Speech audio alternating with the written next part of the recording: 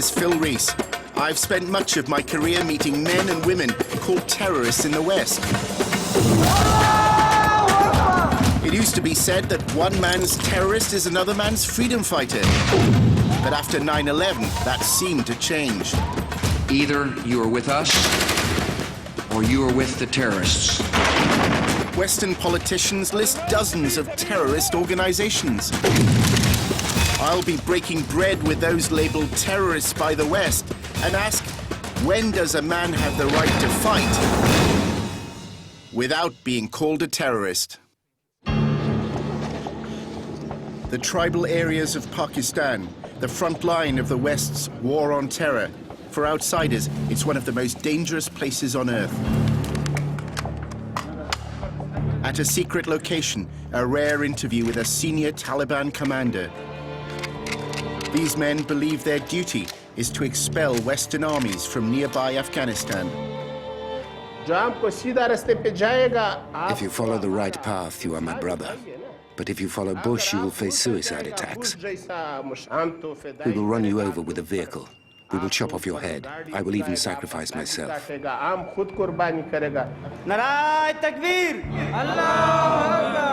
Pakistan is a nation on the edge of a precipice and the cornerstone of the West's war on terror.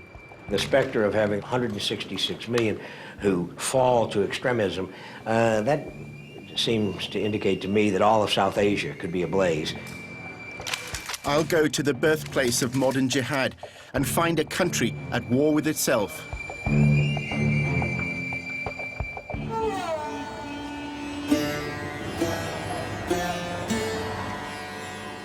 Pakistan is a nuclear power with an unstable government. According to the West, it is also home to the leadership of Al-Qaeda.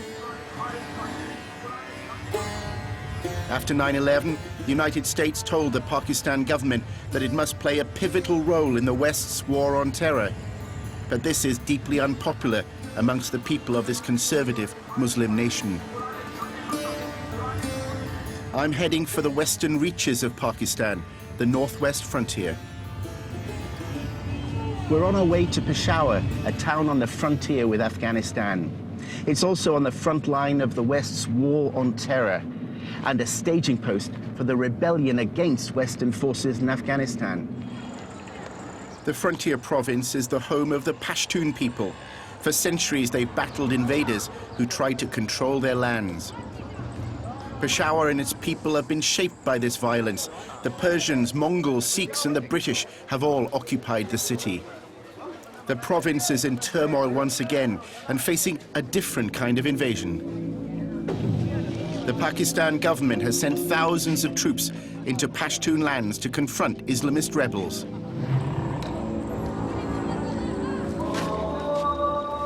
On the outskirts of Peshawar is one of the largest religious schools in Pakistan.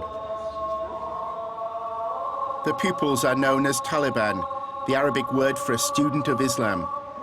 It's presented by much of the Western media as a factory for terrorists. I first came to the Jamia Hakana Madrasa in 1988, when it was at the center of the call for a liberation struggle, Jihad, against the Russian occupation of neighboring Afghanistan.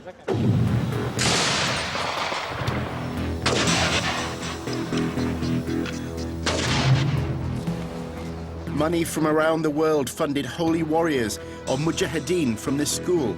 They crossed the border to expel Soviet troops.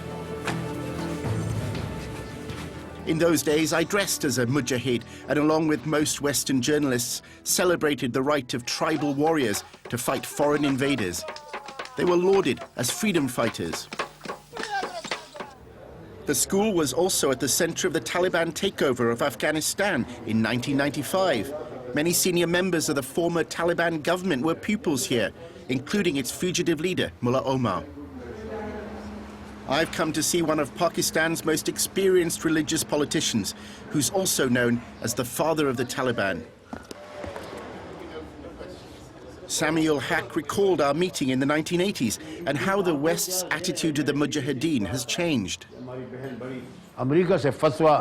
We ask America, what's the difference between the situation then and now? Then everything was legitimate according to you. It was a war of freedom. Now you call it terrorism.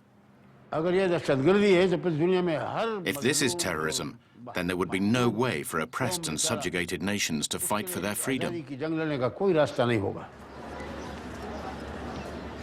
The West's proxy war in Afghanistan fostered a belief that given faith and commitment, a group of poorly armed men could defeat a superpower. It has inspired the region, whose people found a new confidence in their religion and identity. At a nearby restaurant, I went to see an old friend, Rahimullah Yousafzai. We recalled our first meeting in 1988. But the first card I ever put in there was your card. He's one of the most respected journalists in the tribal areas and conducted the last known interview with Osama bin Laden.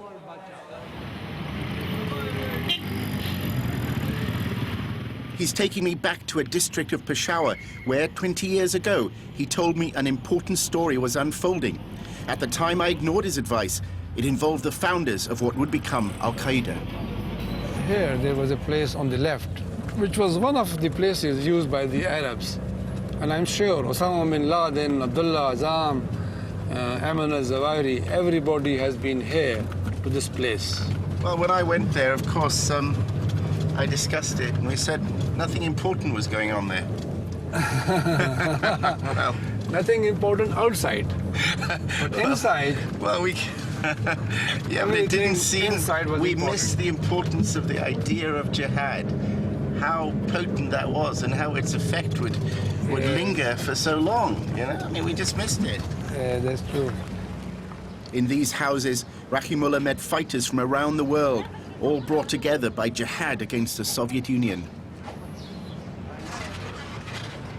They would come here on the way to Afghanistan, stay here for a while, and then also the guys who had already fought in Afghanistan or trained, on the way back they would stop here and stay here. This was like, you know, for rest and recreation. The ideas born behind these gates apply today against a different enemy. There is now a new generation of fighters who are willing to die for Islam and for their homeland. And these guys, you can call them Taliban, militants, you know, Al-Qaeda, whatever. But these people are going to stay here. They won't go away. They won't give up.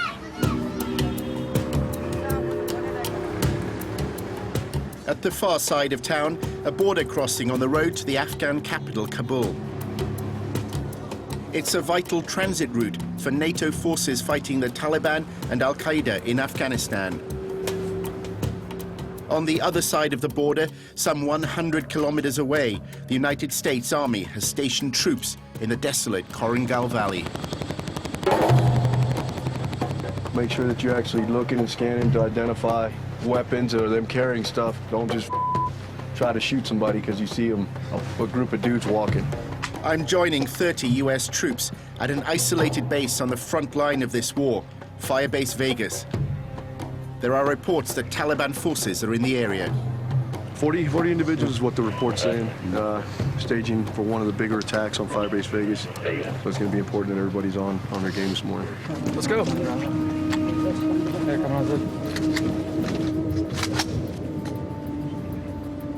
Oh, we're just getting spaced out, so in the event that we do get hit, we're not all in one area. Sergeant Martinez and his men are joined by soldiers from the Afghan army. They set off on daily patrols in search of Taliban militants.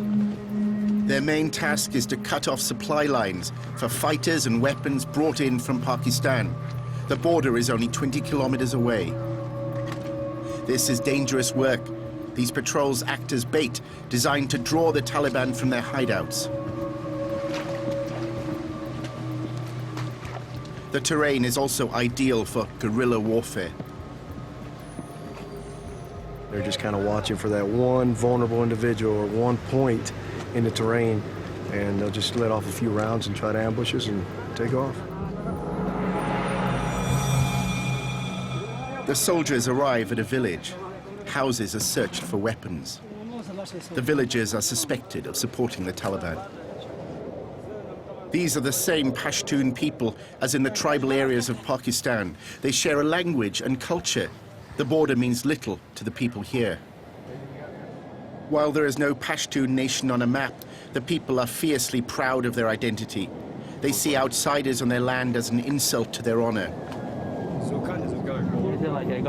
This man returned to his village after being in jail for 2 years, accused of being a Taliban fighter. He now says he no longer cares about politics. The presence of children in the village is a good sign for the patrol. The last report we received was they were going to try to move the kids out of the area, so they move the kids out. They move all the children before an attack. Right before an attack, so that way, once we start shooting back, we're not going to injure any children. That's if they coordinate it well with the elders. If not, you see how easy it is. Some individual can come down here, shoot at us from the top of this house and take off. And where are we returning fire to? The top of this house. Suddenly, the patrol receives reports of Taliban spotters watching them in the tree line. So you think they're watching us? Oh, definitely. They already know we're here. So we don't want to stay in one area. We want to stay static so that way, they can't fix us. The platoon's tour of duty will last for a further 6 months, but the US involvement in Afghanistan will be much longer. Do you see an end game to the war on terror here? Honestly, I think we're going to have to get to the people that live here. But if we have insurgents continuously coming in the valley and bringing weapons and all kinds of stuff in here, it's not going to end. So we definitely need the villagers that live here or the Korangalis that live here to be on your side. To be on our side. We're not asking them to fight. We're asking them to tell us when these guys are coming. But that's not happening, is it? That's definitely not happening. So that makes our jobs a lot harder. Next, I'll speak to the militants crossing the border to fight the Americans and examine how the West's war on terror is causing turmoil in Pakistan.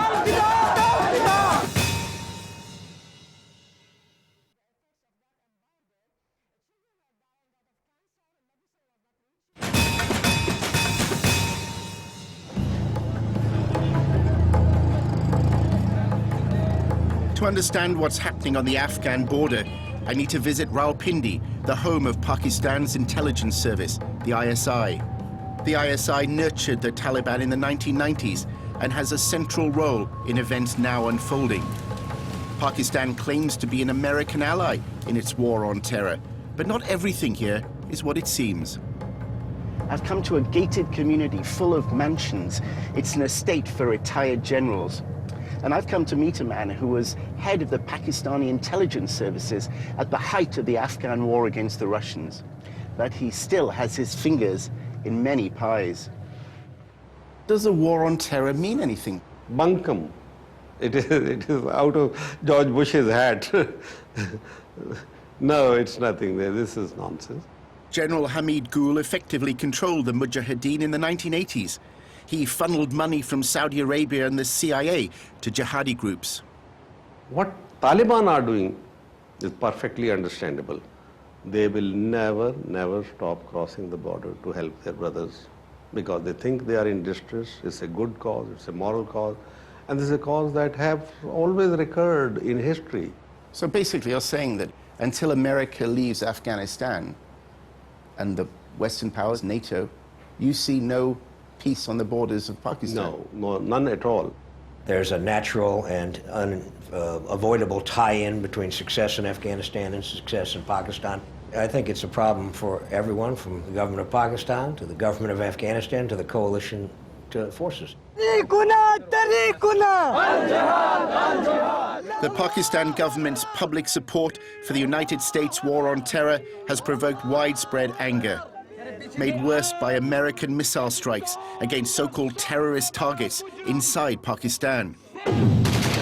The spectre of the Pakistan army fighting its own people is also causing tension within the military. There are now open calls in the capital Islamabad for jihad and an overthrow of the pro-Western government. This demonstration is outside the Red Mosque. At one time, it provided sanctuary for fighters traveling to Afghanistan. But in July 2007, Pakistan's security forces stormed the mosque, killing at least 100 people, probably many more. The siege of this mosque proved to be a turning point. Osama bin Laden became directly involved, calling on the people of Pakistan to rise up against their president, who he called an infidel. The enemy was no longer simply the Western forces in Afghanistan. It was the Pakistani government and military as well. Islamist groups demanded that Pakistan end its support for the West's war in Afghanistan. I think at the popular level, the war in Afghanistan was always unpopular. It has certainly destabilized parts of our country, the frontier. But I think the bottom line was the US was going to do it, was going to intervene. It was better that we were able to at least influence what was happening rather than be on the other side and be penalized. You have to be realistic. We are not going to go looking for a fight with the United States. The United States is, in effect, asking the Pakistan government to order its army to kill its own citizens. In doing so, it's fueling support for the Taliban. I'm heading towards the Taliban heartland, deep inside the tribal areas. In this region, the government has little influence. I've arranged a meeting with a unit of the Pakistani Taliban. The fertile plains of western Pakistan turn to desert before rising to the mountains of Afghanistan. The first stop on my journey was a school run by a local politician, Shah Abdulaziz. You have 420 students here. He's a vocal supporter of the Taliban and critic of the Pakistan government's support for the West. Our government is a kind of American slave.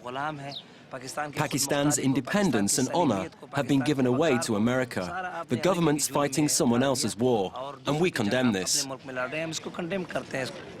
They told me that the West fails to understand them. They only ask for what the West takes for granted, the freedom to choose their way of life and the right to fight an invading army. The school is only a 3-hour drive from the capital, Islamabad, but the government has no role here. Shah Abdulaziz has funded the school himself to prevent any state involvement. He provides free education to young orphans. I look after all these children. Their fathers and mothers are dead. They are from the Pashtun tribal areas. Most of their fathers have been martyred doing jihad in Afghanistan.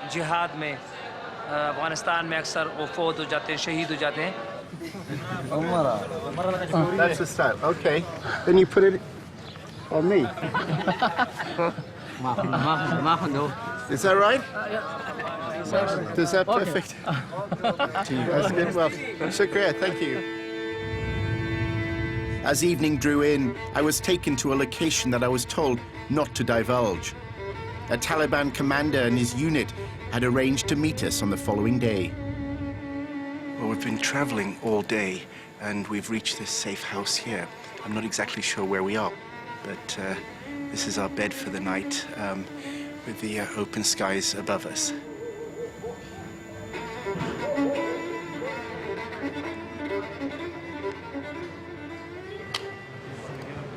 In the morning, the Pakistani Taliban arrive.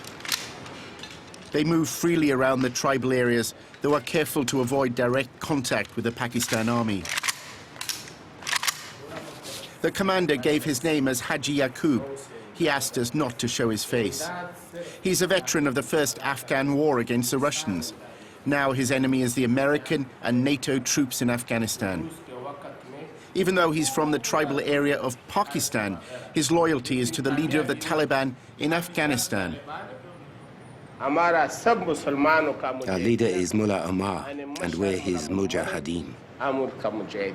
The Americans and the West says that, you know, you're from Pakistan, Afghanistan's another country, it's nothing to do with you. There is no difference between us, no division between Afghanistan and Pakistan. If it is jihad, jihad is compulsory. Non-Muslims and their friends are wrong to think that Afghanistan and Pakistan are separate. We are Muslims wherever we are, even Muslims in China. We support them. Both the governments of Pakistan and Afghanistan have offered to negotiate with the Taliban, but only if men like the commander sever ties with Al-Qaeda. Can the Taliban separate themselves from Al-Qaeda and bin Laden? I don't accept that the Taliban and Al-Qaeda are two separate entities. They are one body. Firstly, they're Muslims, and secondly, they're brothers in Jihad. These people came here 35 years ago. They got married here, and we gave them our lands. They're not foreigners. They're Muslims, and they're mujahideen. The West says that it will be in Afghanistan for generations. How do you see that unfolding? I think they have become insane. When one Talib is martyred, 50 more will take his place. Nobody has told me this. I've seen this myself. I tell the Europeans and Pakistanis, don't think that by dropping bombs you will finish the Taliban. No way. If they come with the right attitude, these issues could be resolved by talks, not war. Muslims have a great sense of honor. We are Pashtun. We are not afraid of war.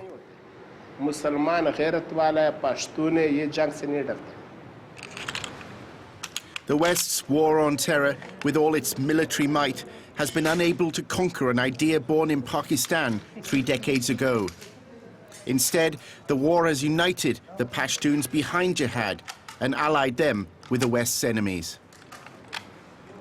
Not all the Pashtuns are involved in the militancy or the insurgency, but the general sentiment of the population has now become anti-foreigner. And it's a bad environment in which to fight a counterinsurgency. There was no need to push them into the quarter of the Al-Qaeda. Well, we've managed to do that now.